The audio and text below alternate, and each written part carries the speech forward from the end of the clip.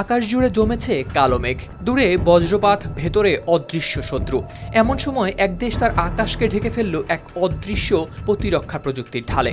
নাম তার স্টিল ডোম। এখন প্রশ্ন হচ্ছে, এই প্রতিরক্ষায় কি প্রতিদ্বন্দ্বী হয়ে উঠবে ইসরায়েলের বিখ্যাত আয়রন ডোমের? ২৭ আগস্ট তুরস্কের প্রেসিডেন্ট রিসেপ তাইপ এরদোয়ান আনুষ্ঠানিকভাবে সামরিক বাহিনীর হাতে তুলে দেন এই আকাশ প্রতিরক্ষা ব্যবস্থা।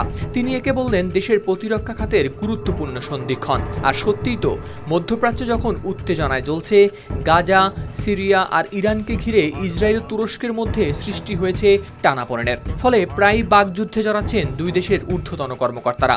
আর এই অস্থিরতার মাঝে তুরস্কের এই পদক্ষেপ যেন অগ্নিকাণ্ডের মাঝে ঢাল তুলে ধরার মতোই সাহসী। বার্তা সংস্থা আনাদুল এজেন্সি ও রয়টার্সের প্রতিবেদনে উঠে এসেছে সেই চিত্র। ইরানে নজিরবিহীন ইসরায়েলি হামলার পর আঙ্কারায় ছড়িয়ে পড়ে গুঞ্জন, পরবর্তী নিশানা নাকি তুরস্ক।